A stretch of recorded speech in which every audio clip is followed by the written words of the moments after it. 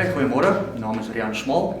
Ek was 2016 was ek in 'n karongeluk gewees. Ek was op pad na 'n kliënt toe om die kliënt te gaan sien.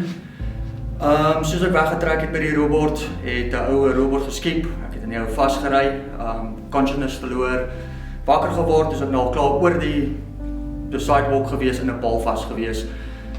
Baie erg nekbeserings opgedoen, skouerbeserings, rugbeserings opgedoen, want my hele ruggraat het geskuif. So hy staan so boggel hier agter en dit veroorsaak die pyn in die skouers en die nek. Vir die laaste 8 jaar het dit my baie probleme gegee. Sukkel om my werk te doen op die plaas, ek sukkel om baie keer 'n koppie koffie op te tel. En met die het ek toe vir Salome Narula ontmoet.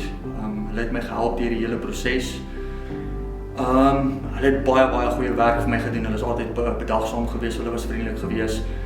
Hulle determination om mense te help, dit het nie vir hulle net gegaan oor geld nie. Hulle is baie, soos ek sê, baie bedagsaam gewees. Hulle dryfkrag om 'n kliënt te help en hulle in die saak van nood is vir my fenomenaal gewees. Ek het al met baie prokureurs en baie goeders gedoen en ek het nog nooit 'n prokureur gekry wat so baie insit vir hulle kliënte soos wat Salome Narula gedoen het nie. En ek het dit geloof. En hier sit waar ons vandag is, het ek finaal my uitbetaling gekry.